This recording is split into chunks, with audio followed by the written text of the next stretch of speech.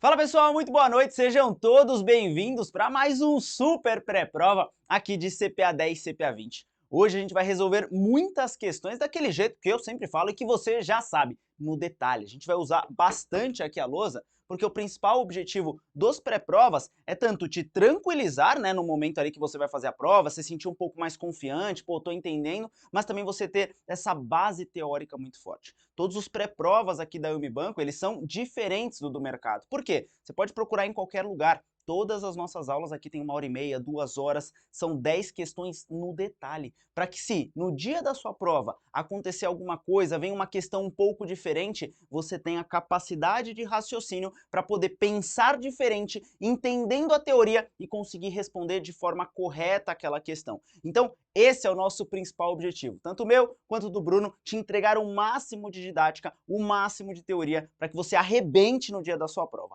Fechado? Então, vamos para cima. Ó, aqui tá até um desenhozinho, né? Tava fazendo uma aula para o curso de CPA 20, explicando ali tanto duration de Macaulay e duration modificada, né? Que é um teminha bem importante. Deixa eu ver se tá até aqui, ó, a outra.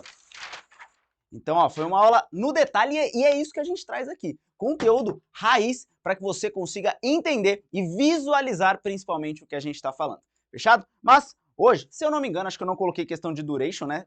Lembrando, né? Duration só cai na CPA 20. CPA 10 não cai, então fique tranquilo. Ó, trouxe 10 questõezinhas hoje pra gente bater uma bola. Qualquer dúvida, manda aqui no chat, né? Essa live, eu não estou aqui nesse exato momento, não vou conseguir gerar essa interação 100% com vocês. Eu vou estar de férias nesse momento, mas sempre com a preocupação de trazer esse conteúdo para vocês. Então, fiz essa live um pouco antes de eu sair de férias, conteúdo super atualizado, mas eu quero que você absorva tudo que tem aqui nessa live hoje, tá? Talvez não vou conseguir gerar uma certa interação, vou fingir que sim, tá? Então, vou olhar o chat aqui agora, cadê? Temos aqui a Maria, a Lúcia, o João, o Felipe, então a gente vai bater nessa bola, o mais interessante é você conseguir absorver o conteúdo. Fechado? Então, vou compartilhar a tela, a gente vai aqui para a primeira questão e bora para cima. Se ficar alguma dúvida no contexto, pô, Renan, terminou as 10 questões, tô com uma dúvida na questão 5. Coloca no comentário desse vídeo, não aqui no chat da live, porque às vezes passa despercebido. Coloca no comentário, Renan, a questão 7 que você fez, ficou ali talvez uma certa dúvida, não entendi o porquê disso. Aqui o intuito é que você entenda tudo no detalhe. Combinado? Então, vou compartilhar a tela aqui com vocês para a gente já começar a nossa primeiríssima questão. Deixa eu só pegar o controle aqui do ar, porque tá um calor da bexiga aqui, hein? Então, vamos que vamos. Ó, questãozinha 1, para aquecer aqui os motores, a gente vai aqui em cima, né, até para você entender a lógica, né, a gente tem o número da questão e do lado em qual certificação que ela cai. Então, procurei trazer praticamente todas que caem tanto na CPA 10 quanto na CPA 20, para que ambos aqui, se você está fazendo CPA 10, se você está fazendo CPA 20, você consiga aproveitar o máximo desse conteúdo. Fechado? Então, vamos comigo para a gente ler junto e conseguir compreender o que a questão está querendo dizer. Vamos começar um pouco mais de boa, né? Vamos começar um pouquinho mais leve. A questãozinha número 1 é mais para a gente aquecer os motores. Então, ó, vamos lá. Bruno está com problemas em sua capitalização e previdência complementar fechada. Opa, então está com problema em 2 tipos de produto: previdência fechada e capitalização. Sendo assim, a quem deve procurar respectivamente? Então, é uma questão clássica de prova. Pode ter certeza que vai aparecer algo nesse sentido, porque a prova quer que você saiba quais são as competências ali dos órgãos do Sistema Financeiro Nacional. Como assim, Renan? Quem são esses órgãos? Dá uma olhada, que ó, isso vai ficar bem claro para você, e esse é o nosso objetivo. Um resumo a cada questão para que você tenha essa teoria muito forte. Lembra, né? Eu vou ter aqui, ó, o Sistema Financeiro Nacional. Pô, quem está nesse sistema financeiro, eu tenho aqui, ó, a CMN como um principal conselho, Conselho Monetário Nacional. Depois eu tenho aqui, ó, o CNSP, o CNPC. Então são os principais conselhos. E aí abaixo desses conselhos, lembra, conselho é a galera que manda, é a galera que não coloca a mão na massa, eles estão lá fixando as diretrizes, estabelecendo as principais normas e regras. Então aqui, ó, todo mundo sentadinho na mesa, você é o conselho, eu também sou o conselho, vamos setar, vamos estabelecer tudo para que as outras pessoas que estão abaixo da gente, os órgãos, que são os órgãos ali fiscalizadores, reguladores, os executores de fato que vão colocar a mão na massa, consigam aplicar tudo que a gente está discutindo aqui, beleza? Então, esses são os principais conselhos. Quando a gente fala do Conselho Monetário Nacional, A gente tem o Banco Central aqui embaixo, a gente tem a CVM, pô, o Banco Central vai olhar para as instituições financeiras, CVM vai olhar ali para o mercado de capitais, aí a gente tem os outros dois conselhos, né? Conselho Nacional de Seguros Privados, Conselho Nacional de Previdência Complementar. E aí é o ponto que você precisa saber, quem está abaixo de quem? A gente tem outros dois órgãos importantes, que é a SUSEP e a Previc. Então, ó, como que eu vou saber, Renan, quem está abaixo de quem? Olha essa letrinha. Olha a última letra no final. Vou até fazer de vermelho para ficar um pouquinho mais claro. E deixa eu aumentar aqui para você que você consiga visualizar junto comigo. Ó, aqui eu tenho CNSP, ou seja, termina com P. Portanto, você vai ter a SUSEP, também terminando com P. Já fica mais fácil de você lembrar na hora da sua prova. Aqui é a mesma coisa. Eu tenho CNPC e aqui eu vou ter a Previc. Então, Previc termina com C, CNPC também termina com C. Então, esses caras aqui de cima, ó, esses camaradas que estão aqui, esses caras são o conselho. Olha o que eles estão. Ó, vou até desenhar aqui um olhinho para você ver. Esses caras, eles só estão de olho. Eles só estão estabelecendo tudo. Para quem? Para esses camaradas colocar a mão na massa. O Banco Central, meu Deus, a CMN colocou lá a meta de inflação, eu vou ter que ajustar a Selic para chegar naquela meta de inflação. Caramba, CVM, deixa eu fiscalizar essas empresas, deixa eu fiscalizar como que tá a bolsa, se tá tudo certinho, se não tá acontecendo crime. SUSEP, aí que a gente entra próximo da nossa questão. Eu tenho a SUSEP e a Previc olhando para alguns mercados. Quando eu estou falando de SUSEP, eu estou falando do mercado de seguros. Aí, se você lembrou de seguros, você já lembra de resseguros. Resseguros. Beleza, então eu tenho seguro, resseguro, depois eu tenho capitalização, capitalização e previdência, previdência complementar aberta, tá? Aberta. Renan, e a fechada? A fechada fica aqui, ó, sob os olhos da Previc. Então, a Prev complementar fechada, ou também, né, pode ser chamado de fundos de pensão. É ali uma previdência voltada para um grupo de uma empresa, por exemplo, os Correios, os funcionários dos Correios têm um tipo de previdência fechada para eles. Então, quem vai olhar, estabelecer essas regrinhas, vai ser o Conselho e a Previc vai fazer com que isso de fato funcione. Então, é de extrema importância você conhecer esses 4 mercados da SUSEP e esse mercado aqui da Previc. Fechada é com a Previc, previdência aberta é com a SUSEP. Beleza? Então aqui, ó, meu Deus, isso aqui ficou um resumão bem legal para você. Tira o print, já compartilha, já coloca lá hashtag Renan, hashtag Eu Me Banco, para você mostrar que de fato você está aprendendo esse conteúdo e estudando aqui com a melhor escola. Então, ó, vou compartilhar aqui, porque beleza, Renan, eu entendi. Mas ainda, ó, eu tô com uma certa dúvida. Ó, aqui tá mostrando capitalização e previdência fechada. Capitalização se falou lá que é com a SUSEP e previdência fechada é com a Previc. Então eu já sei que o Bacen não está na jogada e também já sei que a SUSEP não está para os dois. Só que aí, Renan, pô, temos esses dois. Esse aqui é o cara que está em cima da SUSEP. Esse aqui é o cara que está em cima da Previc, ou seja, o órgão superior. Vão ser eles que o Bruno deve procurar ou vão ser os órgãos de fato, a SUSEP e a Previc? De novo, pensa que os conselhos, eles não vão falar com o Bruno. Amigão, Bruno, qual que é o problema aí? Cara, resolve ali com a SUSEP, resolve ali com a Previc. Eu só tô aqui estabelecendo o que deve ser parâmetro para o mercado. Se der algum problema, eu tenho os órgãos aqui exclusivos para poder controlar e fiscalizar esse mercado. Então, se o seu problema é com capitalização, ó, chega na SUSEP, que ela cuida disso. E se você tiver problemas com seguro, resseguro e previdência aberta, também é com ela. Fechou? Tudo certo, Bruno? Então, ele vai procurar a SUSEP.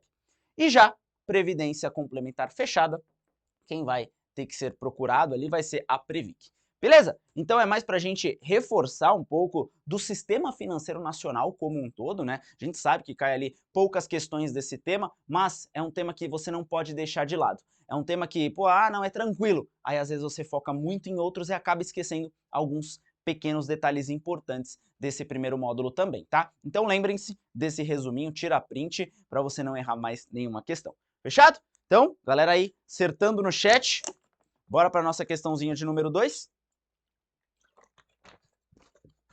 Bora lá, pessoal. Questãozinha número 2, vem comigo. Ó, questão importante também, tá? Tem uns nomes aí meio estranhos, e aí você deve falar, meu Deus, Renan, eu pensei que eu estava fazendo CPA 10 e CPA 20, só que essas alternativas aí é o que? É uma prova de inglês, daqui a pouco vamos perguntar o verbo to be, né? Free float, underwriting, split, tag along, que é isso? Meu amigo, vamos ler juntos para a gente ser o mais assertivo nesse tipo de questão. Ó, uma empresa estrangeira fez oferta pública para aquisição de ações de uma empresa brasileira. Então, olha o que está acontecendo aqui, ó. Opa! Opa! O que é opa, Renan? Oferta pública de aquisição. Uma empresa chegou aqui e falou, uma empresa estrangeira, né? Chegou e falou assim, opa, quero fazer uma oferta pública de aquisição da Unibanco, por exemplo. Beleza, até aí a gente entendeu, né? Unibanco, uma empresa brasileira, chegou uns gringos lá de fora querendo comprar a nossa empresa. Ao efetuar a compra, então deu-se de fato a compra dessa empresa e ocasionar em toda a troca da controladoria da empresa. Então o cara compraram aqui, tirou todo mundo. Renan, você não vai dar mais aula, vai ser outra pessoa, segue a vida.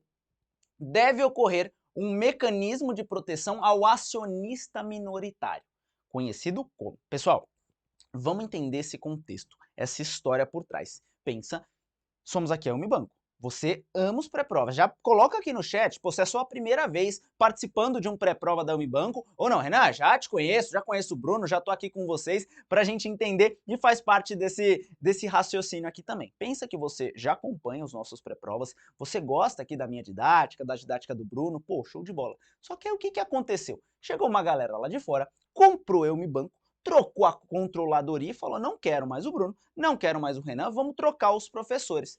Só que vocês são acionistas aqui da Unibanco, vocês compraram um pedacinho, vocês gostam aqui de fato, acham que a empresa tem potencial e tudo mais, e vocês estão pensando no crescimento. Só que aí vocês, caramba, eu comprei porque eu gosto do Bruno, gosto do Renan, gosto do Fábio, gosto da galera, gosto da escola, mas trocou todo mundo?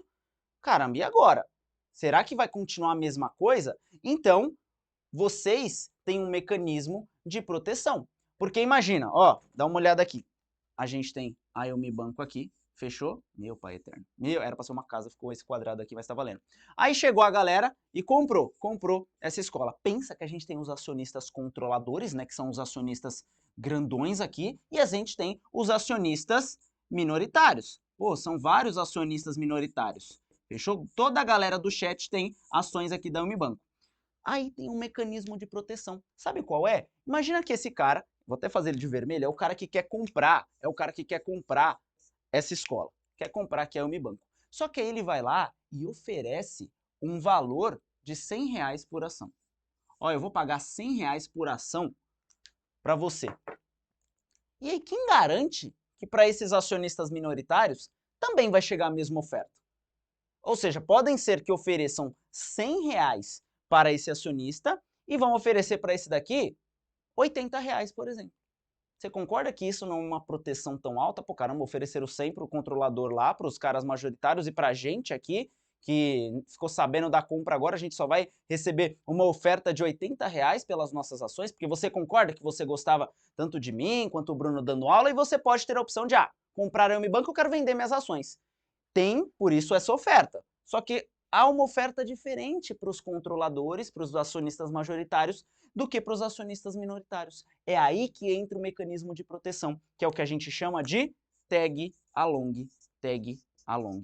Ou seja, o que é, ó, vou até aumentar aqui. O que é esse tag along, Renan? É um mecanismo de proteção para os acionistas minoritários. Ou seja, quando uma pessoa de fora faz a compra de uma empresa aqui brasileira, por exemplo, ela vai fazer uma oferta para esse acionista. E aí, dependendo do tag along, é o quanto dessa oferta também vai ser repassada para esse acionista minoritário. Quer ver? Vamos imaginar um tag along de 100%. O que isso quer dizer? 100% do valor que foi oferecido para o acionista majoritário será oferecido para os acionistas minoritários. Ou seja, isso é uma baita de uma proteção. Esses caras aqui estão tranquilos, porque se a empresa tem um tag along de 100%, quer dizer que em qualquer momento que ela for vendida, o mesmo valor que foi oferecido para os sócios majoritários da empresa vai ser oferecido para esses acionistas minoritários. Fechado? E aí, outro exemplo, né? Se o tag along agora for de 80%, opa, não tem tanta proteção assim.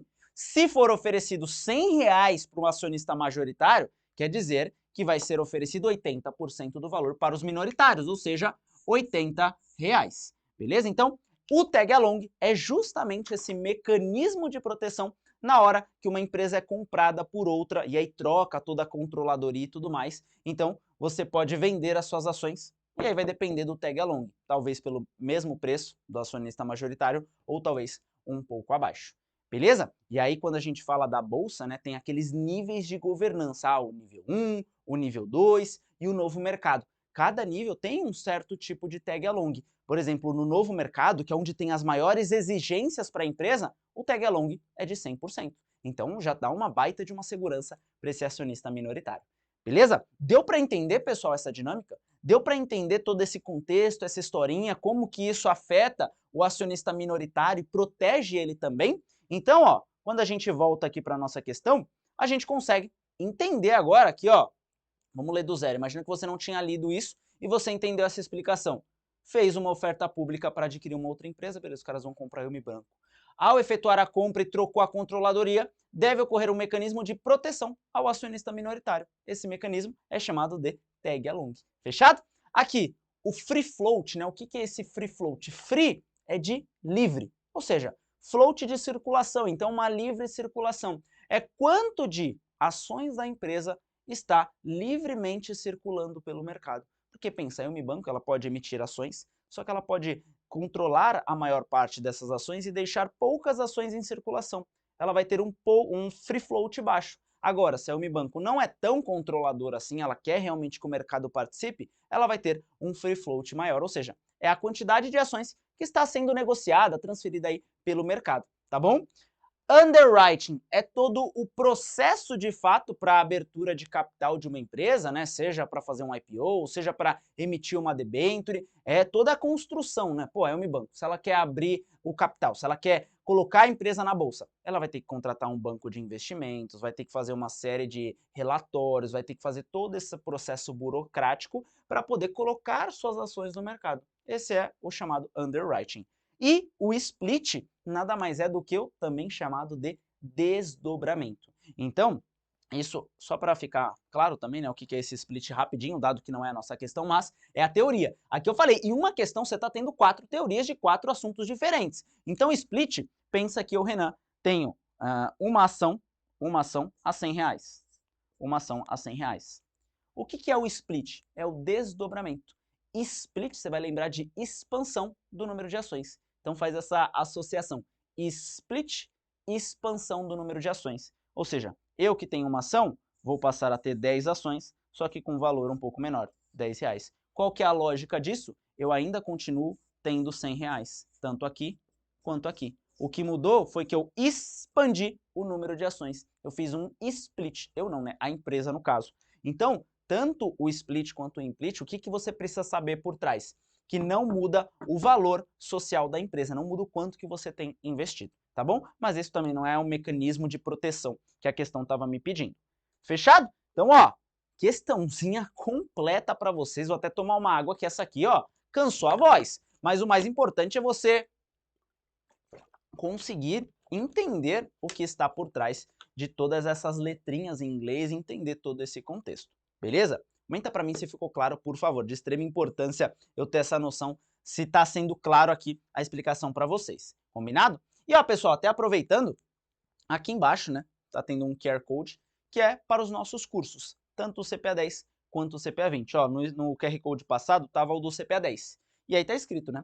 CPA 10 e CPA 20 a partir de R$ 34,90. E aqui, ó, sem carência. Cancele a qualquer momento. É justamente isso, não são 12 vezes de 34, 12 vezes de R$ 39,90. Não, você paga um único mês, você tem acesso a todo o nosso curso, a todo o nosso banco de questões, apostila, tudo realmente para te auxiliar durante a aprovação. E se você passar em um mês, que é super factível, tanto para CPA 10 quanto CPA 20, você gastaria R$ 34, R$ 35 para ser aprovado, para se preparar durante a sua jornada. Então é realmente algo inovador que a nossa escola trouxe, porque a gente sabe que é difícil, às vezes, você já pagar a prova. A prova já é super cara, 400, 500 reais. E ter que pagar mais 800, R$ 1.000 num curso preparatório, a gente não está de acordo com isso. Por isso que a gente entrega o máximo, ou seja, a gente está aqui mostrando um pouco de como que é a funcionalidade, né, a didática do curso, para que você consiga ter a melhor preparação. Beleza? Então, sempre vai estar rodando esse QR Code, você consegue ter acesso tranquilamente.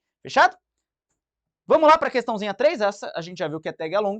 Questãozinha 3. Ih, essa pega muita gente, hein? Essa pega muita gente. Eu vou tomar uma aguinha para dar tempo de vocês darem uma lida nessa questão. A gente vai ler junto, mas tem alguns detalhes importantes.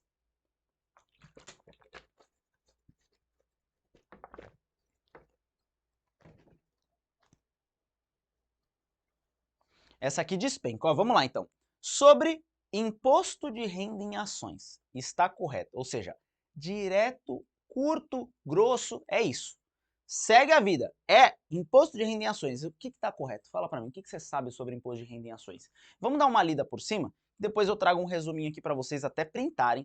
Então é de extrema importância. Eu também já coloquei isso lá no meu Instagram, renan.carini, vários mapas mentais. Depois eu vou mostrar para vocês um pouquinho do conteúdo que tem por lá, para que vocês consigam assimilar em qualquer maneira, seja numa live, seja ali no Instagram, e ter ali o máximo de aproveitamento nos estudos. Vamos lá, ó. Em operações de swing trade, o imposto de renda é pago pelo investidor via DARF, em 15%, e na fonte fica retido o dedo duro de 0,005% sobre o lucro. Em operações swing trade, ele está falando aqui nas três, né? Ou seja, day trade, swing trade, quanto que é na fonte, quanto que é ali retido ali já na fonte, quanto que é o total, se é o investidor que paga, e aqui nenhuma das três. Então, vamos passar um resuminho, que aí a gente volta para ir eliminando o que está certo. Aliás, eliminando o que está certo não, né, Renan? Senão a gente não chega na resposta. Eliminar o que está errado e vai filtrando o que está certo. Então vem comigo, ó. Essa tabelinha que eu vou desenhar, você tira a print, você anota, porque é super importante. Isso aqui eu vou estar falando sobre o imposto de renda em ações. Aqui eu tenho duas maneiras de comprar e vender ações. Eu posso comprar uma ação hoje e vender hoje, isso é day trade, porque eu fiz a operação no mesmo dia. Trade é de negociação, day é no dia. Day trade, negociei no mesmo dia. E a outra é de swing trade, ou seja, eu não faço a operação no mesmo dia. Eu compro hoje, beleza, comprei hoje e tal, e vou vender amanhã. Vou vender daqui uma semana, daqui 2 semanas. Isso é o swing trade. Então a gente tem tributações diferentes dependendo de como esse investidor atuou no mercado, beleza? E aí a gente tem dois tipos de tributação. Uma que é na fonte. Na hora que ele vende isso, já é na fonte, já está ali, ó, retido um dedo duro. Ó, Renan vendeu ações, Receita Federal. Já peguei um pouquinho aqui na fonte para vocês saberem que o Renan vendeu, tá? Se ele lá na frente não pagar para vocês, fica de olho, porque ele tá metendo um golpe. Então já tem esse pouquinho retido na fonte para dar uma ciência ali para a galera da Receita que eu fiz a venda das ações. Então, eu vou colocar aqui para vocês a tributação em swing trade, e a tributação, deixa eu ver, vou fazer assim, e day trade. Beleza? Swing trade desse lado e day trade desse lado. E aí eu vou ter a tributação na fonte e a tributação total. Beleza, isso é importante. Swing trade, vamos lá. Na fonte, swing trade é aquele que eu não opero no mesmo dia. Eu compro hoje e vendo daqui um certo tempo. Vai ser 0,005%. Daqui a pouco eu vou completar isso porque ainda não está completo, tá? Day trade é esse mesmo valor? Não, day trade é 1%. Já é um pouquinho maior na fonte. 1%. Beleza, tá bom, Renan. E o total? Qual que é o total? Quando eu estou falando de swing trade, é 15%. E quando eu estou falando de swing trade, é um pouquinho mais, é 20%. Então aqui a gente já consegue ter uma certa noção. Se a pessoa está operando swing trade, que não vende no mesmo dia, não compra e vende no mesmo dia, ela vai pagar esse pequeníssimo valor aqui na fonte e esse valor maior de 15% no total. Para swing trade, 1,20. Só que aí a gente tem alguns pontos importantes, que é super legal você saber. Esse day trade é tudo sobre o lucro. Ah, o Renan comprou 10 mil reais em ações e vendeu 12 mil. O lucro é 2 mil reais. 1% é na fonte e 20% é o total. Mas aqui, ó, a minha base de cálculo é o lucro. Aqui, a minha base de cálculo é o lucro. Ou seja, eu vou cobrar essas tributações, essas alíquotas sobre o lucro. Aqui no swing trade, o total também é sobre o lucro. Legal. Então, Renan, esse aqui é sobre o lucro também. Aqui que está a pequena diferença que é importante você se ligar. Porque quando a gente tem uma exceçãozinha, é o que a prova gosta de cobrar. No swing trade, o imposto que é retido na fonte é de uma alíquota de 0,005% sobre o valor da venda. Como assim, Renan, que eu não estou entendendo nada? Imagina que eu comprei 10 mil ações hoje e aí eu vendi 30 mil, aliás, comprei 10 mil reais em ações e aí vendi 30 mil reais. Tá vendo a diferença? Eu comprei 10 mil e vendi 30 mil. Qual foi o valor da venda? O valor da venda foi 30 mil. Esse foi o valor que eu lucrei? Não, eu comprei por 10 mil e vendi por 30 mil. O que eu lucrei foi 20 mil, que é a diferença. Então, sobre esses 20 mil vai ser o imposto total, só que para dar o sinal lá para a Receita Federal, vai ser cobrado 0,005 sobre o valor que eu vendi, não sobre o meu lucro. Ah, então você comprou por 10 mil e vendeu por quanto? Por 30 mil? Então na fonte vai ser cobrado 0,005% sobre esses 30 mil. Essa é a única exceção quando a gente fala desse tipo de tributaçãozinha. Então, ó, vou até fechar essa tabela para ficar bem claro aqui para vocês. Deixa eu pegar aqui um pretinho. Ó, vamos ver se está melhor. Isso. Beleza, a gente tem aqui swing trade, day trade, fechou. A gente tem a tributação na fonte e a gente tem a tributação total. Beleza? Então já tira o print para não errar isso, porque isso é muita questãozinha de prova. E vamos ver depois dessa explicação, agora como a gente vai eliminando o que está errado ali da nossa resposta. Sobre o imposto, está correto. Vem comigo. Em operações swing trade, a swing trade é aquela que não vende e compra no mesmo dia. O IR é pago pelo investidor via DARF em 15%. Beleza. E na fonte fica retido 0,005%. Olha o erro aqui. No finalzinho, não é sobre o lucro. Lembra que essa é a única exceção? É sobre o valor da venda. Então, olha como essa questão, essa alternativa parece certa. Se você não tem ali uma atenção, um detalhe, você acaba respondendo. Então, essa está errada. B. Em operações swing trade, o imposto é pago pelo investidor via DARF em 15%. O que é DARF, Renan? É o documento de arrecadação da Receita Federal. É de fato o investidor que paga via DARF. Ele vai ter que ir lá no site da Receita, pegar a DARF, colocar o código da ação que ele negociou, colocar o valor que ele vendeu, o lucro e pagar a DARF. Tem todas as informações lá. E na fonte fica retido 1% sobre o lucro. Opa, ele misturou. 1% sobre o lucro é o valor na fonte, só que para day trade e não para swing trade. Então essa está fora. C. Em operações de day trade, o imposto de renda é pago pelo investidor via DARF em 20%. Beleza, day trade, 20% sobre o lucro, né? Ele não falou aqui, mas está tranquilo. E na fonte fica retido o dedo duro de 1% sobre o valor da venda. Não, não, não. Valor da venda não é para day trade. Falou em day trade, é tudo sobre o lucro. 1% na fonte, 20% no total. Então, também está errada, ou seja, nenhuma das alternativas está correta. Então, essa é uma questão que às vezes intriga um pouco a gente, porque, caramba, tem muita informação aqui, alguma dessas deve estar certa. O cara não vai me colocar nenhuma das alternativas.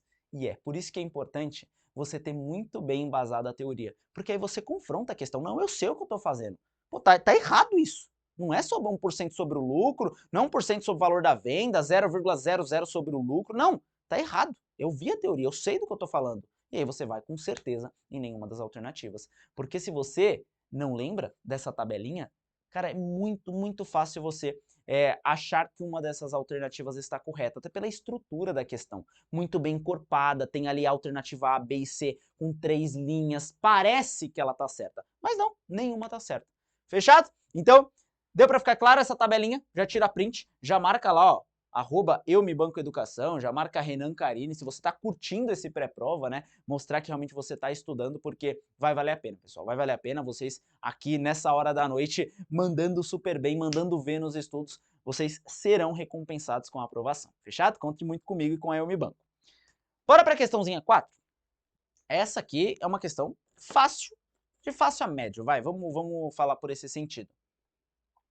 Mas é uma questão importante para a gente ter ali no nosso arcabouço de conhecimento. Uma questão que, se aparecer, você consegue ter uma visão mais geral, mais ampla desse conteúdo. O PIB, Produto Interno Bruto, lembrando, cai nas duas certificações, representa a soma de todos os bens e serviços, aí ele me dá uma lacuna, ou seja, bens e serviços intermediários, finais ou intermediários. Tá bom. Em um ou em uma em um país, região, país ou empresa. Então, o PIB é intermediário ou final de um país, de uma região, de uma empresa, durante um certo período de tempo. Então, essa é a mensuração do PIB. E aí, quando eu falo de PIB, né? Cadê aqui? Ó, quando eu falo do PIB, ele me falou, né? A soma de todos os bens e serviços finais. Lembra até da formulinha do PIB? Vamos colocar ela aqui, ó. PIB, Produto Interno Bruto. Eu vou ter aqui a formulinha, né? Que é o cigarro do X-Men. Cigarro do X-Men, Renan? Isso. C mais I mais G mais NX. O que é isso, Renan? Aqui é o consumo das famílias. Aqui é o investimento, principalmente das empresas aqui no país. Aqui são os gastos governamentais. E aqui é exportação menos importação. Então, essa, caso apareça na sua prova, lógico, vai aparecer de forma teórica, né? É a formulinha do PIB. Então, você vai ter o consumo, você vai ter os investimentos, os gastos do governo. Você concorda quando o governo gasta mais, ele fomenta mais o crescimento da economia, fomenta mais esse aquecimento da economia? Então, aqui a gente tem esse ponto como chave, né, para o cálculo do PIB. E também as exportações menos importações. Lembra, exportação é o que o Brasil produz aqui de soja, por exemplo, e exporta lá para os Estados Unidos, e exporta lá para a Europa, por exemplo. E importação? Pô, a gente não fabrica iPhone aqui, então a gente tem que importar os chips, a gente tem que importar o produto de lá. Então esse saldo, o valor monetário do que a gente exportou, menos o que a gente importou, vai dar um saldo positivo ou negativo, tá bom? Então esse é importante para a gente analisar. Outro ponto importante é o PIB, ele me falou, é a soma de todos os bens e serviços, né? Isso aqui é pela ótica da demanda, de fato, e a gente tem a ótica da oferta, o quanto que a gente está ofertando para o nosso país. Eu tenho ali a quantidade de bens produzidos, só que esses bens são bens finais ou intermediários? Como assim, Renan? Pensa que para produzir um carro, aqui ó, no final, ó, carro, meu Deus, sai um carro aqui, pelo amor de Deus. O carro ficou ao contrário, mas tá valendo. Pensa que eu tenho aqui um carro, fechou. Esse é um bem final. Esse é o bem final. Eu vou considerar isso, ou eu vou considerar aqui também, ó, a empresa que montou a roda. A empresa que montou a roda, aí tem a empresa que montou os vidros do carro, aí tem a empresa que montou as portas do carro.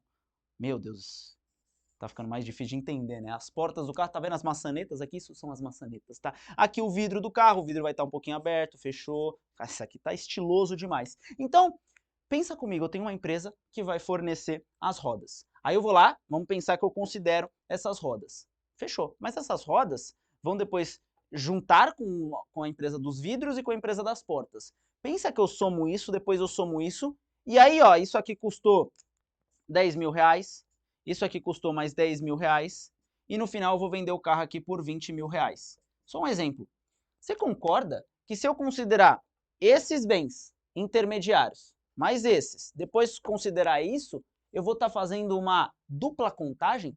Aqui no bem final, eu já considero esses dois. Eu já considero tudo que foi feito durante o caminho, durante o processo de fabricação daquele bem final, que é o que vai importar para a economia. Vai importar de fato a roda? Não, vai importar o que você fez com esses bens intermediários. Ah, produzimos um carro com um valor monetário de 100 mil reais. Beleza, então isso vai ser considerado para o PIB, porque no meio do caminho a gente considerou tudo. Então, para efeitos de PIB, sempre será considerado os bens finais. Então, ó, a gente já conseguiria eliminar algumas alternativas. A tá fora porque fala intermediários, a D tá fora porque fala intermediários. Beleza. E aí a gente fica entre duas alternativas um pouco mais fácil, né? Ou seja, cai para 50% a chance de erro e também 50% para acertar. E aí, B ou C?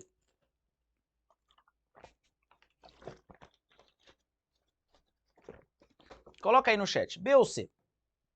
Pessoal, essa questão muita gente às vezes acaba errando e eu gosto de trazer, quem acompanha alguns pré-provas mais antigos, eu trouxe essa questão porque o mais importante aqui é a gente treinar a nossa mente, treinar a nossa capacidade de leitura, treinar aqui como que a gente controla o nervosismo, não só fazer questão por questão. Aqui é realmente o intuito de trazer um pré-prova completo para vocês. E esse é um tipo de questão que às vezes pode parecer muito simples, mas ela tem algumas pegadinhas. Essa é uma, né? A gente já mostrou a parte dos bens finais. E o que a gente escuta no jornal? O PIB do Brasil veio 3% a menos. O PIB da Alemanha veio 5% mais forte. O PIB dos Estados Unidos veio 2% no trimestre. Ou seja, a gente só está escutando o PIB dos países. Só que o PIB necessariamente precisa ser de um país? Não. O PIB é de uma região. E aí que às vezes as pessoas se confundem. Meu Deus, Renan, como região? Eu só escuto o PIB da Alemanha, PIB do Brasil, PIB dos Estados Unidos, PIB da China. Mas o país ele é uma região de fato, né? Ou seja, pensa que o PIB pode ser calculado o PIB do estado de São Paulo, o PIB do estado de Minas Gerais, o PIB do estado do Amazonas. Eu tenho o PIB de cada região. Ah não, agora eu quero o PIB de toda a Europa. Como é que foi o PIB da zona do euro? Como é que foi o PIB da América Latina em comparação com o PIB da Europa? Você concorda que o PIB não é restrito a um único país? É restrito ali a uma região como um todo, né? Ou seja, eu posso ter o PIB de um estado, de um país, de um continente, de uma zona, no caso do euro. Então o PIB ele vai muito além. E também, né, durante um certo período de tempo. Normalmente a gente escuta, o PIB anual do Brasil foi tanto, o PIB trimestral, mas a gente tem várias vertentes. Eu quero calcular o PIB do último semestre, do último trimestre, do último quadrimestre. Então você tem várias visões para PIB. Então lembrem-se, temos a formulinha, na ótica aqui da demanda, né, do consumo das famílias, dos investimentos, dos gastos governamentais, exportação e importação. Vou considerar aqui da oferta de produtos o bem final, fechado, e o PIB também é de uma determinada região, tá bom? Não necessariamente só de um país. Beleza? Questãozinha 4, questãozinha importante pra gente. Opa, calma aí, não posso cair nessas pegadinhas. Então é pra gente ficar cada vez mais forte na teoria. Fechado? Bora aqui para nossa questãozinha de número 5. Essa é importante. Nossa, essa daqui, quando cai a galera, meu Deus, eu não lembro disso. Esse é um ponto importante. Pois vou até abrir para vocês aqui o site, tá? Porque, ó, isso aqui despenca. Quem que faz a tua prova? Anbima. Então ela vai colocar os códigos da Anbima, ela vai colocar tudo que envolve a Anbima, porque ela quer saber. E aí, você sabe de mim? Você está fazendo minha prova? Você está aqui na minha casa e você sabe do que eu estou falando? Você sabe para que eu sirvo? Então, aqui uma questãozinha sobre Anbima e suas classificações ali de fundos. Então, ó, ao explicar para o seu cliente os 3 níveis de classificação de fundos Anbima, um gerente fez as seguintes explicações. Ó, o nível 1 faz referência às classes definidas pela CVM. O nível 2 identifica o tipo de gestão e risco. O nível 3 identifica as estratégias de investimentos. Pessoal, você pode estar pensando, Renan, mas não tem já aquela divisão? Aquela divisão que é ações, renda fixa, cambial, meu Deus, cambial e multimercado? Essa daqui é a classificação CVM. Beleza, Comissão de Valores Mobiliários, ou seja, para dar uma certa diferença. Ações tem que ter pelo menos 67%, cambial tem que ter pelo menos 80% em reservas que falem ali da moeda, ou seja, em reservas internacionais e tudo mais. O multimercado não tem um target mínimo, né? Ou seja, não tem que ter tantos por cento em cada classe, é um pouco mais livre. Então isso já ajuda o gestor a saber qual classe que ele quer. Só que aí tem um problema para o investidor. O investidor pensa que eu comprei um fundo multimercado, o meu fundo multimercado é esse A, e você comprou o fundo multimercado B. E aí esse fundo está rendendo 10% e esse fundo está rendendo 2%. Meu Deus do céu. Por quê? É um fundo multimercado. Por que o seu rende 10 e o meu rende 2? O meu é pior, o seu é melhor. Então tem mais estratégias para cada classe. Eu tenho que afunilar um pouco mais e foi isso que a Anbima fez. Peraí, você está falando de multimercado, mas esse multimercado aqui ele é passivo, esse é ativo. E esse aqui tem essa estratégia, esse tem essa estratégia. Eu gosto de dar esse exemplo, por exemplo, eu estou comparando banana com banana. Mas será que essa banana é a mesma que essa? Ou você está comparando, tudo bem, a banana, mas essa é a banana nanica feita lá na terra do Amazonas e essa aqui é a banana maçã feita aqui no interior de São Paulo. Por mais que ambos os produtos sejam banana, eu estou comparando uma banana nanica lá do Amazonas com uma banana maçã aqui de São Paulo. Então tem diferença. Mesma coisa um fundo multimercado.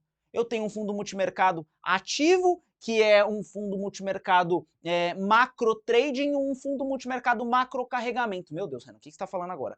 Macro trading, trading é de trocas. É um fundo que dá mais flexibilidade para o gestor comprar e vender, aproveitar os momentos curtos de mercado.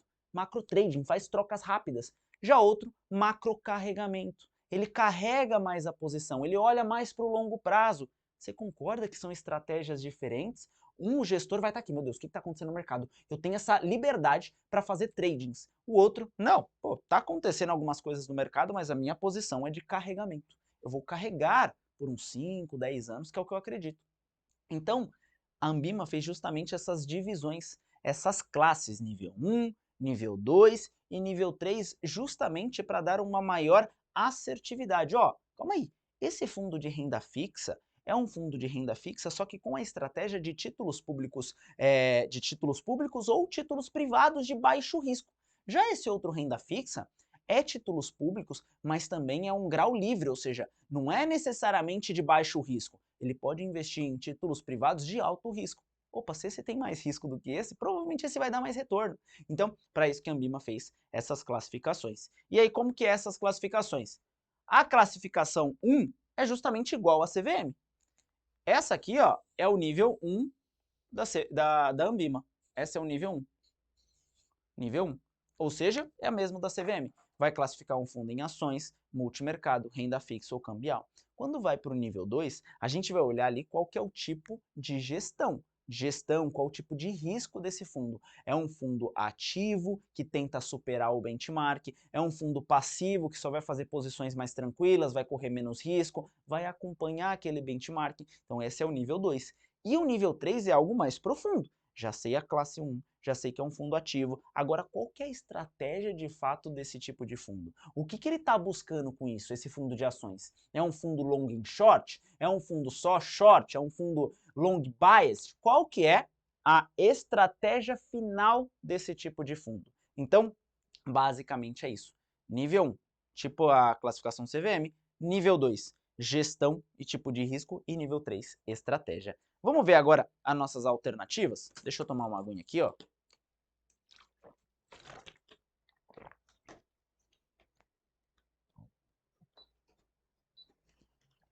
Ó, questãozinha, sim. O nível 1 faz referência às classes definidas pela CVM? Sim, a gente viu. Nível 1 aqui, ó, igual a CVM. Nível 2, os tipos de gestão e risco? Também, se é ativo, passivo e tudo mais. E o nível 3, as estratégias de investimentos. Sim, eu quero saber no detalhe qual que é a estratégia desse fundo. Qual que é um macro trade, é um macro carregamento, é um balanceado, é um dinâmico, é um long and short? Qual que é a estratégia? E aí a gente vai ter estratégia para renda fixa, para multimercado, para cambial, para de ações, cada um vai ter sua estratégia, tá bom? Então, o que está correto? As 3 afirmativas, 1, 2 e 3. Beleza? Então é um assunto que cai bastante, por ser da Ambima, importante a gente lembrar dessas classificações. Combinado? Bora aqui para a próxima questão? Questãozinha boa essa, né, de Ambima. Ó, lembrando, para quem chegou agora, aqui está passando a cada slide o nosso QR Code, CPA10 e CPA20. CPA10 por R$ 34,90, CPA20 por R$ 39,90. Todo o curso, tudo atualizado, todas as aulas, né, de estudo da matéria, temos ali todos os simulados e aqui, né, sem carência, não precisa ficar preso. Se passou em um mês, já era, pode cancelar. Cancele a qualquer momento, tá? Então, não perca essa oportunidade. E aqui, pessoal, deixa eu até diminuir isso daqui, eu sempre estou colocando isso agora porque é importante eu saber sua percepção. Tá curtindo a live? Tá gostando das questões no detalhe? Tá gostando dos desenhos, do que a gente realmente traz aqui para vocês? Perceba que eu estou sempre agitado, porque eu quero aproveitar esse tempo ao máximo com vocês. Eu quero realmente que vocês saiam daqui gostando, entendendo desse pré-prova, falando, pelo amor de Deus, essa aula foi top. Esse é o meu maior objetivo. Então, a forma de reconhecimento, a forma de agradecimento é deixando o like nessa live. Então, ó, deixa o like se você está gostando, clica aqui no botão de gostei. Se você ainda não é inscrito no nosso canal, tem muito, mas muito conteúdo aqui, tanto em lives pré-provas, quanto em vídeos. Lá no YouTube você pode colocar ao vivo, você vai ver todas as nossas lives, né, que aconteceram, e vídeos, que são os vídeos específicos. Ah, quando marcar minha prova, Call e put, conteúdos mais específicos que podem te ajudar também durante a prova. Então, já deixa o like, se inscreve no nosso canal. E outra coisa importante é acompanhar a gente lá no Instagram. Tanto o meu Instagram, quanto o Instagram da Eu Me Banco Educação. Aqui, ó, você vai ter muito conteúdo. Então, ó, renan.carini e Eu Me Banco Educação. Que tipo de conteúdo, Renan? Eu gosto bastante de compartilhar ali alguns mapas mentais, algo mais visual, algo mais que eu gosto de desenhar para que você consiga assimilar de uma maneira mais rápida. Então tá ali olhando o celular, pô, caramba, legal isso, deixa eu curtir, deixa eu salvar, depois eu olho. Então é algo importante. Então, ó, tá aqui alguns exemplos. Esse foi um conteúdo de ESG que eu coloquei, então aqui mostrando a parte ambiental, social, governança, ou seja, um conteúdo mais fácil. Não é uma live de 2 horas, de 1h30, mas é algo que vai te ajudar também. Aqui coloquei outros de derivativos, então para você, mercado swap, mercado de opções, pegar algumas regrinhas. Aqui também a parte de dica de prova, que eu coloco CPA 10, CPA 20, o CEA, o sistema financeiro. Lembra que a gente fez lá na primeira questão? Aqui tá mais bonitinho, aqui tá mais desenhado. Então, é um conteúdo de extrema relevância para você que ainda não segue lá no Instagram. Fechou? Tá aqui, ó, Renan Carini e Eu Me Banco Educação. Beleza? Então, se você curtiu, deixa aí o like pra gente dar sequência agora na segunda metade da nossa aula para a questãozinha 6. Meu Deus, Renan, agora virou prova de concurso, né? Virou Enem, olha o tamanho desse texto que você tá colocando aí. E deixa eu me ajeitar aqui, né, que eu fiquei pequenininho. Deixa eu aumentar minha câmera aqui novamente. Pera aí. Opa, esse fica aqui. Quem vai sou eu. Cadê? Aí, agora foi. Deixa eu aumentar aqui. Enquanto isso, vocês vão lendo essa Bíblia. A gente já vai ler juntos. Bom, bora lá. Vamos ler junto aqui para a gente conseguir entender isso, porque essa questão, ela é difícil. Difícil, Renan. Isso é FGC. FGC é fácil pra caramba. Vem comigo que ela tem um ponto de atenção importante. Carlos e Júlia possuem 2 contas conjuntas no banco Alfa e Beta. Tá bom, então tem 2 bancos. Vamos fazer o banco aqui Alfa de azulzinho e vamos fazer o banco Beta aqui de verdinho, só para a gente conseguir identificar isso. Infelizmente, ambas as instituições vieram a ser liquidadas pelo Bacen devido à insuficiência financeira, ou seja, quebraram. No banco Alfa, então aqui a gente está falando do banco Alfa, a conta possui investimentos financeiros na ordem de 600 mil, sendo 100 mil em LCI, 150 mil em fundos imobiliários, 100 mil em letra de câmbio, 80 mil em debênture incentivada e 90 mil em LIG e também 80 mil em poupança. Ou seja, esses são os investimentos do Banco Alfa, né, que o Carlos e a Júlia tinham, totalizando ali 600 mil reais. Já no Beta, que é o outro banco, o Banco Verdinho, eles possuíam 500 mil, 250 em ETFs, 120 em letra financeira, 50 mil em NTNB e 80 mil em conta corrente. A pergunta é, ou seja, até aqui a gente entendeu a estrutura. Tinha Carlos e Júlia com as contas conjuntas em 2 bancos, cada banco tinha, uns tinha 600 mil, outros tinha 500 mil, ou seja, 1 milhão e 100, e cada um com os seus devidos produtos ali distribuídos. Qual valor Carlos irá receber do FGC nessa ocasião em falência do Alfa e Beta, respectivamente? Então, quanto que ele vai receber do Alfa e quanto que ele vai receber do Beta? Pessoal, dá uma olhada aqui comigo. Pensa, eu tenho o Banco Alfa. Eu tenho o Banco Alfa. E eu tenho o Banco Beta.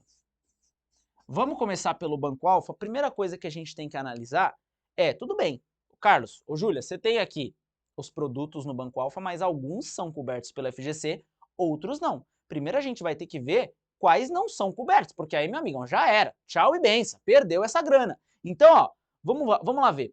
Desses 600 mil, 100 mil em LCI. Opa, 100 mil em LCI, tá de boa, o FGC cobra LCI. Então vamos colocar aqui, ó, no Banco Alfa, 100 mil da LCI. Tá bom, isso aqui tá no jogo. 150 mil em fundos imobiliários. Fundos imobiliários não tem cobertura da FGC, tá bom? Então tá fora. 100 mil em letra de câmbio. Meu Deus, Renan, e aí? Letra de câmbio, letra financeira, eu sempre me confundo. Ó, letra de câmbio e letra financeira. Letra de câmbio tem o C de coberto, ou seja, tá coberto pelo FGC, e letra financeira tem o F de amigão, ó, você se ferrou. Não tem FGC. Então essa é uma maneira fácil de você conseguir lembrar qual desses produtos tem FGC ou não. Letra de câmbio tem o C de coberto e letra financeira tem o F de ferrou, tá bom? Então, aqui no nosso caso, ele tem letra de câmbio, então tá no jogo, né? Letra de câmbio, quantos? 100 mil reais. 100 mil em letra de câmbio, que também tem FGC. Tá bom. 80 mil em debênture incentivada. Essa debênture incentivada, qual que é o benefício dela? Ela é isenta de imposto, mas debênture não tem FGC, então tá fora, tá? Debênture tá fora. 90 mil em LIG. LIG também não tem FGC. LIG é letra imobiliária garantida. Esse garantida já é uma garantia dos próprios lastros dessa LIG, da parte imobiliária. Então, ela já tem uma garantia própria e não do FGC. Então, a LIG também tá fora de jogo. E 80 mil em poupança. Opa, 80 mil poupança a gente sabe que é um investimento ruim, mas tem FGC. Fechou. Pronto, a gente já matou aqui os produtos do alfa. Vamos fazer a mesma coisa para o beta? Só eliminar os produtos que não têm FGC? Vamos lá, o beta possui 500 mil. 250 mil em ETF. ETF é Exchange Traded Funds. ETF não tem FGC, tá bom? É um fundo de índice, ele não tem cobertura, fundo não tem FGC. Então ETF está fora. 120 mil em letra financeira. Letra financeira, ferrou, né, meu amigo? Ferrou porque não tem FGC, então tá fora. 50 mil em NTNB. NTNB é um título público. Títulos públicos não têm cobertura da FGC. Então NTNB... Ih, o Banco Beta tá ruim, hein? Sobrou apenas 80 mil reais em conta corrente. Então, 80 mil reais em conta corrente, aí sim vai ter a cobertura do FGC. Então, pessoal, o que a gente fez aqui? O que a gente acabou de fazer? Eu acabei de dividir com vocês os produtos de cada banco que contavam com a cobertura do FGC, porque o restante já era. O banco veio a falir, está perdido.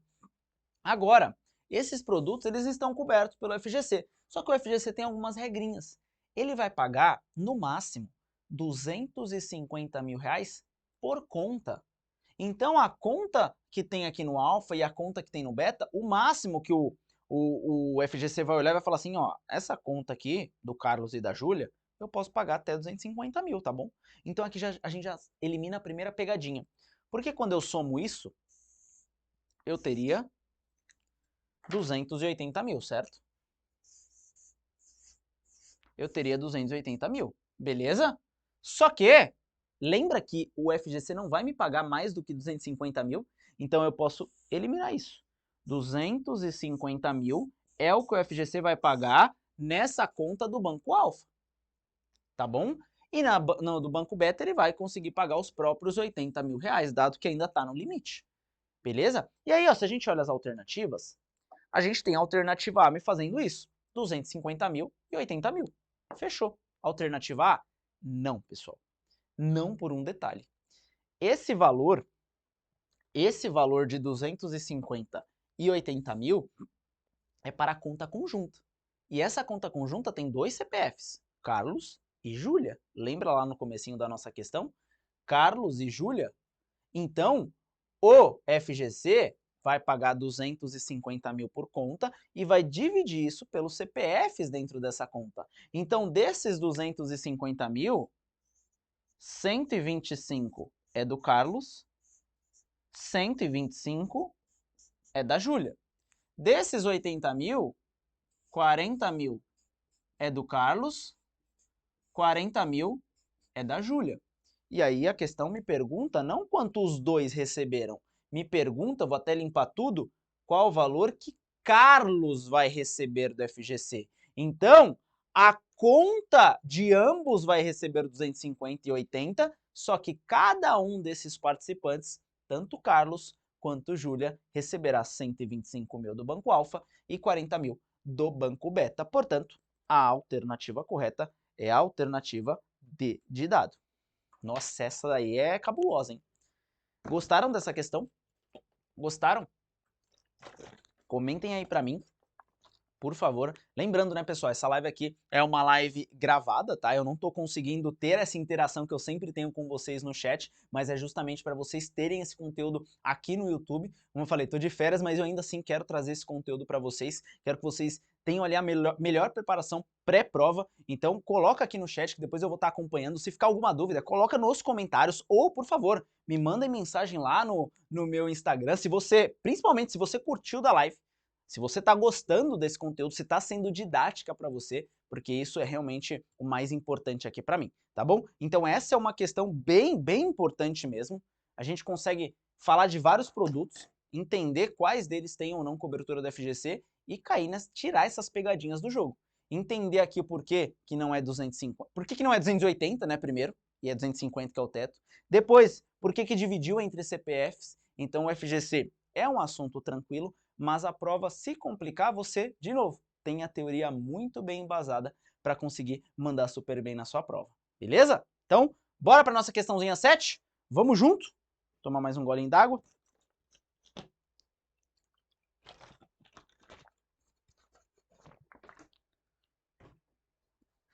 Cadê? Questãozinha 7. Questão importante também, aqui que cai apenas na CPA 20, mas é uma questão super válida até para você que está fazendo CPA 10 entender que não é um assunto tão complicado, é um assunto bem de boa, mas é super válido a gente conseguir implementar isso nessa questão, conseguir absorver o que ela está querendo me dizer. São riscos presentes nos ativos. E aí ele me dá dois ativos. Me dá o CDB e me dá as ações. Ações, ações, ações e ações. E ele pergunta quais são os riscos presentes nesses ativos. Ó, o CDB é mercado e liquidez. As ações, mercado, crédito e liquidez. Aqui na B, mercado e crédito, mercado e liquidez, mercado, crédito e liquidez, mercado e liquidez. Então a gente tem vários pontos para poder analisar. Pessoal, com uma informação você já consegue eliminar boa parte das alternativas, que é o quê? Quando eu estou falando aqui de risco, ele me trouxe CDB e me trouxe as ações. O que eu estou querendo trazer aqui para vocês? Ações. Ações. Qual que é a diferença de um CDB para ação? Quando eu estou comprando, vamos pensar aqui no Banco Itaú. O Banco Itaú tem as ações do Itaú lá na bolsa e tem um CDB do Itaú. Quando eu compro um CDB e quando eu compro as ações, eu estou tendo perspectivas diferentes. Porque lá no CDB está escrito assim, ó, Renan, CDB do Itaú pagando 8% ao ano. Ou seja, eu estou emprestando dinheiro para o Itaú com a expectativa de que ele me pague 8% ao ano. Ou seja, é um acordo, é uma dívida. O Itaú, eu estou comprando a tua dívida, eu estou te emprestando dinheiro e você está combinando o jogo que você vai me pagar 8% ao ano. Então, e se o Itaú quebrar e não me pagar? Qual o risco que eu sofri? Eu sofri o risco de crédito. Ou seja, o risco de calote. Esse Czinho aqui, esse Czinho do crédito, a gente chama também de calote. De calote. Por que calote? Porque eu comprei um CDB e não me pagaram. Então, quando eu compro um CDB, uma debênture, eu estou comprando uma dívida. CDB é de uma instituição financeira, debênture é de uma instituição não financeira. Então, eu estou emprestando dinheiro com a expectativa de que me paguem. Se não me pagar, vocês são tudo caloteiro. Então, o CDB tem risco de crédito. Aí que vem a diferença das ações. As ações não têm esse risco de crédito. As ações estão lá.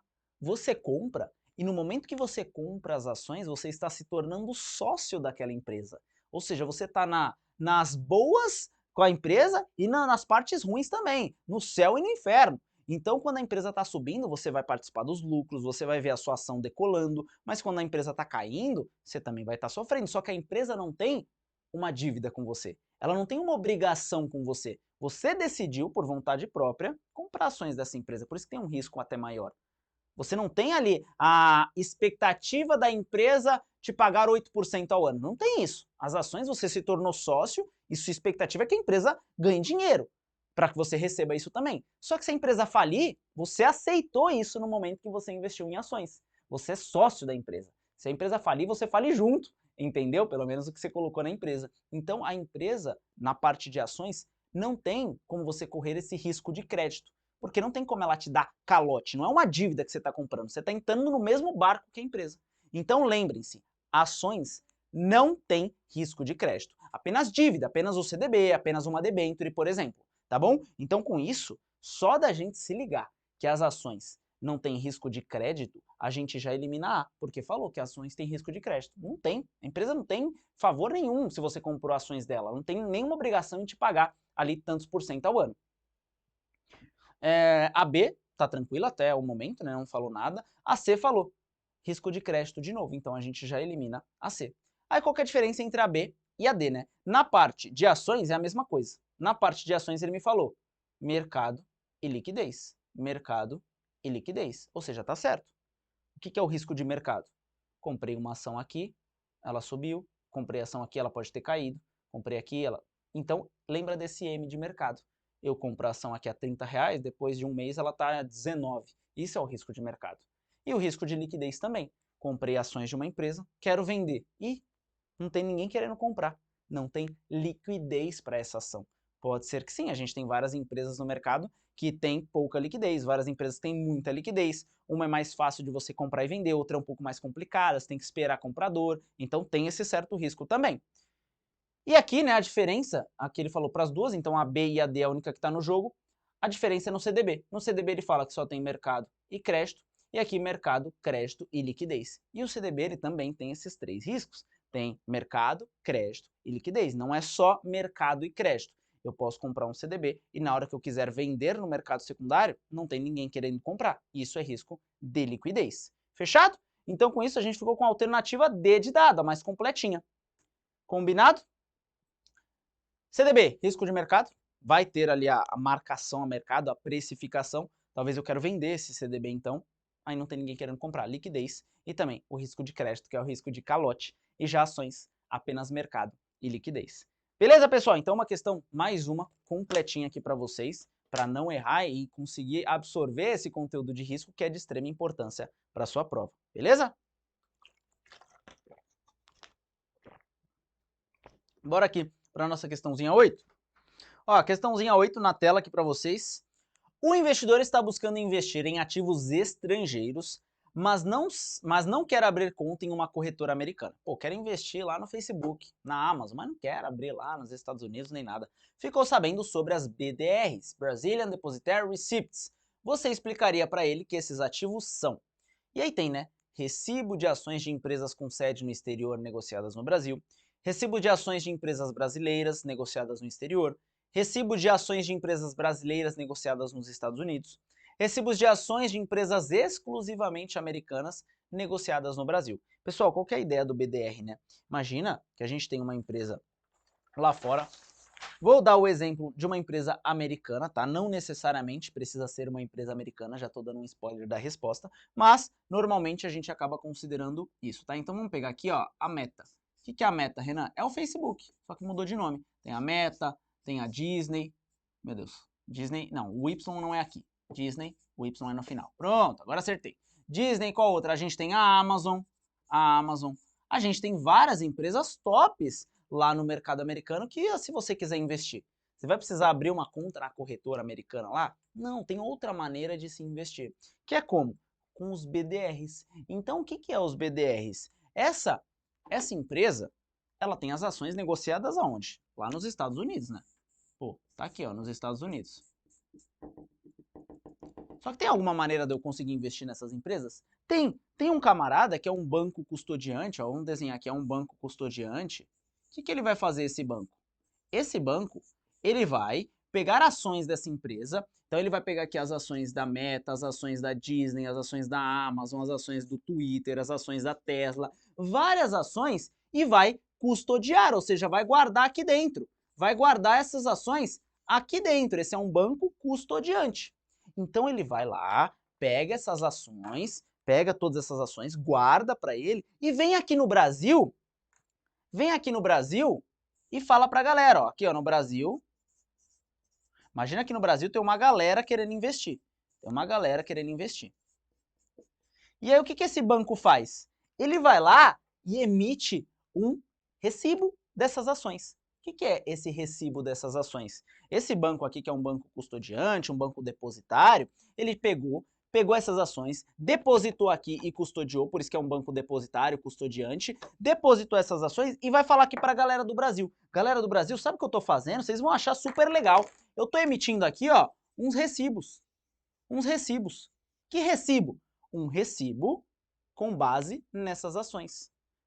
Brazilian Depositary Receipts, ou seja, um banco depositário que vai emitir um certo recibo para ser negociado no Brasil. Esse recibo, ele está escrito aqui dentro que ele tem as ações como lastro, ou seja, essas ações estão aqui dentro desse banco e esse banco fala, galera, quem quer investir na Amazon, quem quer investir na Disney, quem quer investir no Facebook, ó, tem esses recibos. Esses recibos eu estou comprovando que eles estão lastreados nas ações, porque eu peguei essas ações lá dos Estados Unidos e guardei, estão tudo guardadinho aqui comigo. Então, essa é uma maneira de você conseguir investir no mercado americano. Você vai lá e compra esses recibos, ou seja, esse recibo vem para cá, vem para cá. Ao comprar desses recibos, é o que a gente chama justamente de BDR. Isso é a BDR. Brazilian, está negociado no Brasil, Depositary Receipts, ou seja, recibos depositários que foram feitos por esse camarada aqui. Ele conseguiu emitir um recibo que está lastreado, ou seja, está conectado com as ações que estão lá no mercado americano. Então é uma maneira indireta de você conseguir investir nesse mercado. Você compra esses recibos que estão comprovando, né, que estão ali representando as ações lá dos Estados Unidos, por exemplo. E lembrem-se, BDR, B de Brasil, está sendo negociado aqui no Brasil. Então é eu, brasileiro, comprando um recibo aqui do Brasil que está lastreado numa ação lá de fora. Nesse exemplo, eu dei a ação americana, mas pode ser outra ação de outro país, por exemplo, uma ação que está sendo negociada na Alemanha. Então isso é o BDR, diferente do ADR. ADR é o mesmo processo, só que o contrário. É uma empresa aqui brasileira, por exemplo, e lembra do A. ADR de América, ou seja, está sendo negociado lá na América. BDR, B de Brasil, está sendo negociado aqui no Brasil. Então isso já te ajuda demais. BDR negociado no Brasil, ADR negociado nos Estados Unidos. É uma empresa, por exemplo, brasileira, que faz todo esse trâmite, e aí o americano consegue investir nessa empresa brasileira, por exemplo. Então, ó, vamos ler as alternativas.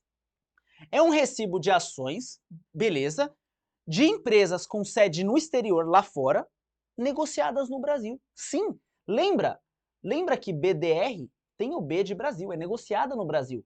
Então tá certo. E é de uma empresa no exterior, não necessariamente dos Estados Unidos. Eu peguei um exemplo aqui para ficar claro. Vamos ver as outras. Recibo de ações de empresas brasileiras? Não, são empresas estrangeiras que eu vou fazer um recibo para negociar esse recibo aqui no Brasil. Tem uma certa diferença aí. C. Recibo de ações de empresas brasileiras? Não, é negociado no Brasil, não é empresa brasileira, a empresa é do exterior. E D. Recibo de ações de empresas exclusivamente americanas negociadas no Brasil. Não, BDR é negociado no Brasil, mas não necessariamente de empresas exclusivamente americanas. Não, aqui o exemplo foi dos Estados Unidos, que é o mais comum, mas não necessariamente é só dos Estados Unidos. Combinado? Então deu para ficar claro essa dinâmica, pessoal, é super importante entender essa lógica. Fechado? Bora aqui para a questãozinha 9? Bora aqui para a questãozinha 9? Vem comigo, ó. Podemos afirmar sobre split, exceto... para quem me acompanhou, eu já dei um certo spoiler, né, durante essa live explicando o que é esse split. E agora a gente vai cravar de vez para entender, para que não fique nenhuma dúvida, tá? Ó,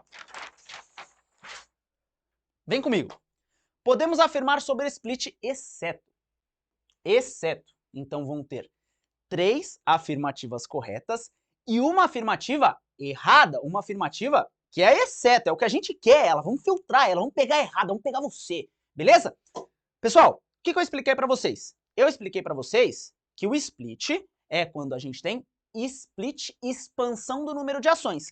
Então é o Renan que tinha uma ação a R$100, e agora teve o split, ó, o split, lembra comigo, vou até fazer aqui, ó, split é a expansão do número de ações. Ela vai vir para 10 ações valendo a R$10. Ou seja, o que mudou aqui? Nada. Mudou a composição da minha carteira, mas o valor financeiro continua o mesmo. Aqui eu tinha R$100, só que em uma única ação. Agora eu tenho os mesmos R$100, só que com 10 ações. Deu para ficar claro esse movimento do split? Agora, por que a empresa faz isso? Pessoal, para você comprar o que a gente chama de lote padrão, que é, vou comprar um lote lá de ações. Um lote padrão, hoje eles são 100 ações. 100 ações. Você concorda comigo que o investidor ele pode ter a percepção de que a empresa que está sendo negociada a R$100, ela está cara? Pô, pensa comigo. Ele quer comprar um lote dessa empresa que vale R$100, meu Deus, o cara vai precisar de muita grana. Uma ação, ele vai precisar de R$100, 10 ações ele vai precisar de R$1.000, 100 ações ele vai precisar de R$10.000. Ou seja, para o investidor conseguir comprar um lote dessa ação, ele vai precisar gastar R$10.000, porque 100 ações vezes R$100 vai dar 10 mil. Ele fala, não, tá maluco, então eu não vou conseguir comprar essa empresa. R$10.000 para eu comprar um lote, tá maluco. E aí a empresa faz justamente esse movimento de split, de desdobramento. Ela só faz essa mudança. Agora, o valor dessa ação cai para R$10 e ela aumenta o número de ações na carteira do investidor. Agora, aquele mesmo cara que queria, estava louco para comprar essa empresa, que estava R$100, ele olha essa empresa a R$10. Opa! Agora está um pouco mais tranquilo. Agora, eu que quero comprar 100 ações, não vou precisar gastar 10 mil. 100 ações vezes 10, eu consigo comprar um lote dessas ações dessa empresa por R$1.000. Então a empresa faz isso para gerar mais liquidez para o mercado. Para fazer, caramba, a galera não comprava 100 porque achava que estava caro, então tá travada essas ações. Vamos fazer um desdobramento, vamos fazer um split que a gente diminui o valor dela e aumenta o número de ações e a galera vai ter a noção que o preço abaixou. Então vai gerar mais liquidez para esse mercado. Basicamente isso é o split. Fechou? Vamos ler junto aqui, ó. Vem comigo. Não há emissão de novas ações no mercado, apenas o desmembramento. Tá certo. Apenas o desmembramento. Não estou emitindo novas ações, eu estou aqui ó, só fazendo um desdobramento, um desmembramento. Você tem aqui uma, agora você vai ter 10, mas eu não estou emitindo novas ações no mercado para captar mais recursos. Perceba que o valor da companhia continua igual, continuou os mesmos R$100. Beleza. Não há mudança no patrimônio do... B, né? Não há mudança no patrimônio investido do cliente. Também tá certo. Ele tinha aqui R$100, agora tem R$100. Não teve mudança no patrimônio. C. A liquidez do ativo diminui e seu preço aumenta? Opa. A liquidez diminui. Lembra que eu falei para vocês que esse movimento é justamente para aumentar a liquidez? O cara que tinha a ação a 100 e não conseguia comprar, agora ele vai comprar a 10. Então eu diminuo o preço e aumento a liquidez. A C está totalmente ao contrário. E ela é errada. É isso que a gente quer. Beleza? Olha a D.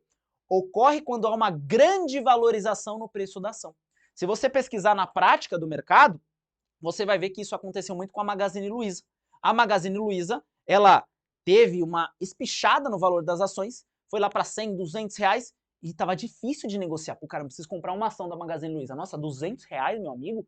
E aí a Magazine Luiza fez um desdobramento em 10 vezes, por exemplo. De 200 reais caiu para 20. Agora fica muito mais fácil negociar. Aumentou a liquidez. Beleza?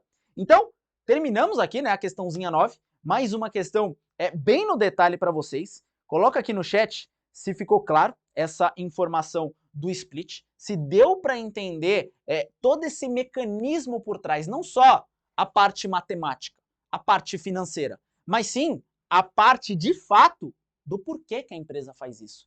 Que ela não está mexendo nas contabilidades dela, ela não está mexendo no valor monetário do cliente, no valor social da empresa, não, ela só está fazendo um mecanismo para poder facilitar a liquidez desse mercado. Combinado? Tranquilo? Questãozinha 9? Beleza? Ó, falei hoje, hein? Falando aqui com vocês. Espero que vocês estejam curtindo. Novamente, se você está gostando dessa live, deixa o like aqui, se inscreve no nosso canal, isso realmente ajuda muito a gente conseguir propagar esse conteúdo de qualidade. É o que eu falo para vocês, não tem nenhum pré-prova hoje igual no mercado. Mais de uma hora e pouco de conteúdo no detalhe. A gente desenhou tudo para vocês. Então, toda segunda a gente está com pré-prova ao vivo de CEA e toda terça-feira pré-prova ao vivo também de CPA 10 e CPA 20, todas as semanas. Por isso que é imprescindível você acompanhar aqui esse conteúdo no canal, que eu tenho com certeza absoluta, que isso vai te ajudar muito rumo à sua aprovação, beleza? E a maneira que você retribui isso pra gente é deixando o like, fazendo com que esse vídeo chegue a mais pessoas, tá bom? Bora pra nossa questãozinha 10 para finalizar hoje? Essa aqui é para chutar a boca do balão. Mas vai ficar tranquilo, vai ficar claro, vem comigo. Ó, deixa eu trazer aqui. Essa aqui vai ficar claro porque eu sei que é um assunto às vezes um pouco mais chato, um assunto um pouco mais complicado, mas eu quero te mostrar uma dinâmica para que você consiga entender o por trás, o racional desse assunto. Vem comigo, uma questão de derivativos que cai aqui na CPA 20, tá? Então vamos lá, vamos ler junto. Um importador faz uma operação de hedge com swap. Beleza, hedge é proteção, com swap. Qual será a posição assumida por esse importador? Passiva em dólar e passiva em DI, ativa em DI e ativa em dólar, ativa em DI e passiva em dólar, ativa em dólar e passiva em DI. Pessoal, com uma mini informação você já eliminaria a A e a B. Porque quando eu estou falando de um swap, swap é uma troca de contratos. Eu vou ficar ativo em um e passivo em outro. Não tem como eu ficar ativo-ativo ou passivo-passivo. Não, eu vou ficar ativo e passivo. Passivo ou ativo. Não tem como eu ficar 2 vezes ativo ou 2 vezes passivo. Então eu elimino a A e a B. Porque a A fala passivo em dólar e passivo em DI. Não, amigão, você tem que ficar ativo em um. Ativo em DI e ativo em dólar. Não, você tem que ficar passivo em um. Agora, vamos entender o que é esse tal de ativo e esse tal de passivo. Eu, Renan, quero fazer um swap. Então eu quero fazer um swap. O que você precisa entender desse camarada? Quando eu estou falando do swap, eu estou falando de 2 pontas. Uma ponta que eu vou ficar ativo, beleza? E uma ponta que eu vou ficar passivo, beleza? O que é isso? Deixa eu ver se tá ficando um pouquinho já apagada, né, a caneta, mas vai dar aqui para vocês enxergarem. A ponta ativa é o que eu vou receber, ou seja, é o que eu vou receber. A ponta passiva tem o P de pagar, é o que eu vou pagar. É o que eu vou pagar ou é o que eu vou entregar. Como assim, Renan? Não estou entendendo. O mais importante é a gente conseguir capturar primeiro esses 2 pontos. O swap é meio que um mecanismo de proteção. Pensa que eu tenho um ativo aqui em CDI. Eu tenho um contratinho de CDI, eu tenho títulos atrelados ao CDI. E aí temos o Bruno, que ele tem ativos atrelados em dólar. Pô, então o Bruno tem dólar e eu tenho CDI. O swap é uma troca. Então eu vou fazer um swap com o Bruno. Bruno, eu vou te entregar um CDI e você me passa o dólar. Pode ser? Então, vai ser um acordo entre 2 pessoas. Eu quero entregar isso, talvez porque eu não acredite no CDI. Tô te entregando, toma o CDI e me dá o dólar. Eu acho que o dólar vai subir, eu quero receber dólar. E o Bruno, ao contrário, o Bruno tá me entregando dólar porque ele acha que o dólar não vai estar tão bom assim, vai cair. E ele quer o meu CDI. Então, a primeira coisa que você precisa entender é que o swap é uma troca. Por isso que eu vou precisar ficar passivo ou ativo. E aí que entra isso. Ativo é o que eu quero receber. Lembra que eu tenho 2 contratinhos? Eu tenho um contrato de CDI, eu tenho um título atrelado ao CDI. E o Bruno tem um título atrelado a dólar. Tem 2 pessoas na jogada. Se eu quero receber dólar, eu tenho que ficar ativo em dólar, porque eu quero receber. Se eu estou ficando ativo em dólar, é porque eu estou recebendo dólar, só que em contrapartida eu tenho que entregar algo. Eu tenho que entregar algo. Eu tenho que pagar algo para alguém. Ô Bruno, obrigado, isso aqui não é de graça, né? Toma o CDI. Você vai ganhar a valorização do CDI. Portanto, eu fico passivo em CDI. Deu para entender essa lógica? Fico ativo porque eu quero receber e passivo porque eu estou entregando. Tá bom, Renan, entendi, mas como que eu vou descobrir isso na minha questão? Ó, a questão me fala do importador. A questão me fala que é um importador e ele quer fazer um hedge. Ele quer fazer uma proteção. Hedge é proteção. Então, eu gosto de dar esse exemplo porque vai ficar um pouco mais claro para você. Vamos aqui, ó, assumir esses pontos. A gente está falando, já entendeu isso aqui, beleza? A gente está falando agora de um importador. Importador. O que é um importador? Importador é quem compra algo de fora. Pô, comprei algo lá dos Estados Unidos. Eu, Renan, sou louco para ter uma esteira na minha casa. Achei uma esteira top lá. Sabe quanto? 100 mil dólares. Mas tá tranquilo, 100 mil dólares para mim é de boa. Então, eu fiz uma importação, sabe de quanto? De 100 mil dólares. 100 mil dólares. Mas quanto que tá o dólar hoje, Renan? Vamos chutar aqui que o dólar tá 5 reais? Ó, vou chutar aqui, vou trazer isso aqui para cá, tá? O dólar tá 5 reais. Você concorda que eu, hoje, se eu fosse pagar essa dívida hoje, eu ia gastar 500 mil reais? Você concorda que essa é a dívida da esteira que eu tenho? Comprei uma esteira lá fora, nos Estados Unidos, porque eu sou importador, lembra? A questão me falou disso. Estou importando uma esteira. Quanto que é? 100 mil dólares? Beleza. o dólar tá R$ 5 hoje, ou seja, eu tenho guardadinho aqui 500 mil. Dá para poder pagar essa esteira. Qual que é o meu maior medo? Aí que vem a resposta da questão, ó, presta atenção. Qual que é o meu maior medo como importador? Que o dólar, meu amigão, que o dólar vá para R$ 7. Porque aí minha dívida passaria para R$ 700 mil. Deu para entender? Deu para entender o medo do importador? O medo do importador é o dólar cair. É o dólar, aliás, é o dólar subir, porque o dólar subindo vai aumentar a dívida dele. Só que aí ele vai lá e faz um swap. Peraí, se o dólar subir, eu sei que eu vou perder na operação da esteira. Porque, pô, eu comprei a esteira, eu importei por 100 mil dólares, o dólar estava R$ 5, agora se o dólar for para 7, eu tô ferrado. Mas por que não fazer um swap? Eu lembro que o Bruno tinha um contrato que pagava dólar. Quer saber? Eu posso perder lá na esteira, mas eu vou ganhar aqui com o Bruno. Isso é uma operação de proteção. Ô Bruno, cara, eu preciso ficar ativo em dólar, porque eu preciso receber o dólar. Eu preciso que quando o dólar suba, eu também ganhe de um lado, porque ele subindo, eu vou ter prejuízo lá na esteira. Então, com esse contrato, com esse swap que a gente está fazendo, eu ficando ativo em dólar, eu recebo dólar, eu recebo essa variação. E aí, faço um acordo com o Bruno. Bruno, vou ficar ativo em dólar, tá? Ou seja, vou receber o dólar, ativo em dólar eu recebo, passivo eu entrego. E fico passivo em CDI.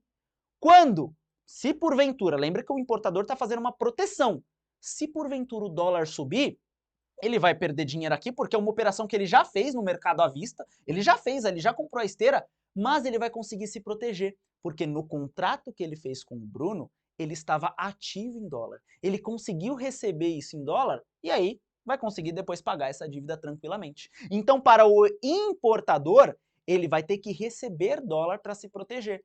Portanto, ele vai ficar ativo em dólar e aí ele vai entregar o CDI. Ah, beleza, eu preciso receber dólar. Toma o CDI para você, eu te pago, você vai fazer essa troca comigo. Recebo dólar, você recebe CDI. Então, alternativa correta, alternativa D de dado.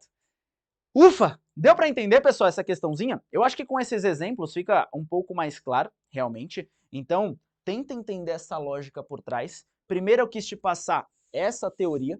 Ativo, eu recebo. Se eu estou ativo em dólar, eu vou receber a variação do dólar. Passivo é o que eu entrego. Passivo é o que eu estou trocando. Ah, eu tenho isso aqui para fazer essa troca, para te entregar no lugar desse que você está me dando. Beleza? E aí, a lógica vai depender muito da questão. Quando ele me pediu importador, importador, o medo dele é o dólar subir, porque a importação que ele fez vai ficar mais cara, a dívida dele vai ficar mais cara, então ele precisa receber essa variação de algum lugar. Da onde? De um contrato de swap. Eu vou lá, recebo o dólar do contrato e aí consigo abater aqui, por exemplo. Beleza, pessoal? Pô, legal, hein? Essa questãozinha aqui é boa, que faz a gente pensar, e esse é o nosso principal propósito. Fazer com que vocês tenham capacidade de raciocínio. Fazer com que vocês consigam ir além, consigam pensar e debulhar no dia da sua prova. Então, para finalizar, o que eu vou compartilhar aqui com vocês é o nosso QR Code. Passou durante toda a live, CPA 10, CPA 20, por... Cadê aqui? R$ 34,90 e aqui cancele a qualquer momento. Então, se você ainda não é nosso aluno, te convido a conhecer nossa plataforma, a estudar realmente com a melhor escola que forma aqui os profissionais para o mercado financeiro. E, pessoal, no mais, o que eu estou passando aqui é para te agradecer. Muito obrigado de verdade por estar aqui durante toda essa live, durante aqui quase 1h30 que estivemos juntos. É realmente muito importante a gente saber que a gente está entregando o máximo e vocês estão querendo consumir o máximo. Isso vai ajudar muito na sua jornada de estudos. Pode ter certeza que vai valer a pena esse período que você está se dedicando. Às vezes é um dia cansativo, você saiu do trabalho, você está exausto, mas ainda assim, está permanecendo 1 hora e pouquinho, porque sabe que a certificação vai mudar ali pelo menos a sua realidade no curto prazo, você vai conseguir uma promoção, você vai conseguir ingressar no mercado financeiro e a gente quer ser um facilitador disso. Por isso que eu venho com essa energia, eu venho te entregando tudo que eu posso, tentar extrair todo o conhecimento que eu tenho aqui para que você consiga tê-lo também e arrebentar no dia da sua prova. Então não tem como eu não agradecer o tempo de vocês. Muitíssimo obrigado pela companhia de hoje. E aqui, ó, de novo, está o meu Instagram, renan.carini, se você ainda não segue, por favor. E aqui o Instagram da nossa escola Eu Me Banco Educação, para você não perder nenhuma novidade. Aqui realmente a gente é uma escola que está mudando o mercado financeiro, tanto na parte de certificações quanto na parte prática. Então é algo que você precisa estar ligado, você precisa estar colado no agente para decolar no mercado. Fechou, pessoal? Então, no mais é isso. Muito obrigado, um abraço e tamo junto, valeu!